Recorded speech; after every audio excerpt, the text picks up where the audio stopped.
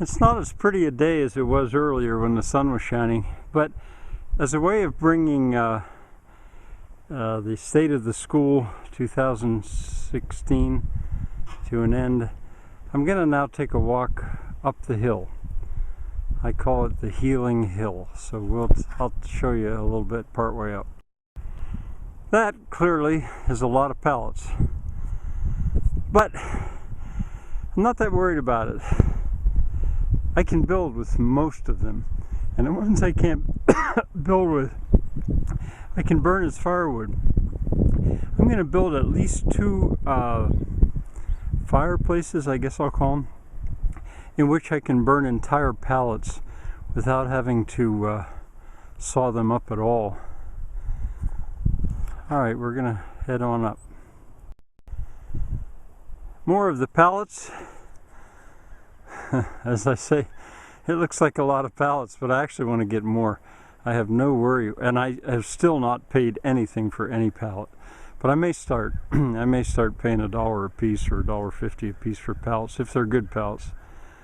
Now this hill, before I go any higher, maybe I should say that this was mined and bulldozed, or strip mined for iron ore, and then bulldozed.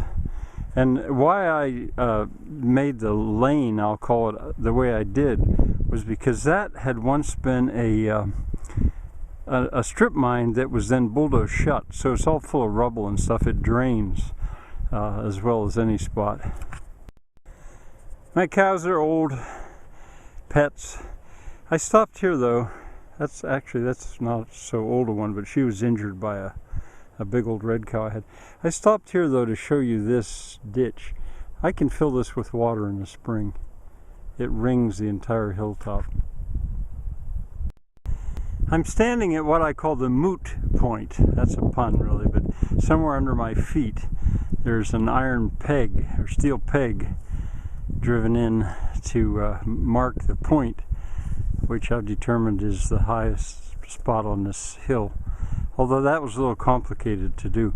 There's a lot of wood around here still, but 2/3 of it anyway is gone, and I have plans really for all of it. I never worried that much about having all that wood, because I knew I could always just get a keg of beer, call it a party, and in a weekend burn it as a huge bonfire. But I can do way better than that. Alright, before I go one more time around, that's where I started, incidentally, with the State of the School at the top of that sort of cliff. But before I go around again, that saddle right there, I have begun to think fairly seriously about making a little pond there. It would go dry in the summer, almost certainly, but I could fill it in the spring. And I could ring the hill with it, and I could put a little windmill down there, before you can hear the wind, that would pump the water up to this spot. I actually started to hear people do that. Alright, now one more time around. I call this the Healing Hill, because I noticed back when I was trying to build a theater up here, worked pretty hard on it with a man named Tim, a student of mine. I was his best man at his wedding too, greatly honored. He married a Japanese woman, and now he lives in Japan. But anyway, that he had some time here, and we worked pretty hard on building a theater up here. The Jewel, it was going to be called, or the Crown, or something. The Jewel on the Crown. But the wind, I couldn't finish it in time, and the wind said no. It's not going to be up here unless it's finished. And so it wasn't a loss. I took the material down. It's now down there in the village. It was material I'd gotten from starting to dismantle the barn over at my father-in-law's that was falling in anyway. All right, maybe one more time around. Up there, where the rock is bare, I can imagine a village. If it were Portugal, I think there would be a tiny little aldea there if there's a water supply anywhere near, and I think there is. I think there's a tiny water supply.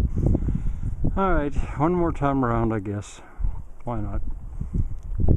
the embrace of the mountain, I've always found sort of comforting. There's the cherry tree house. Down there's a house where I live.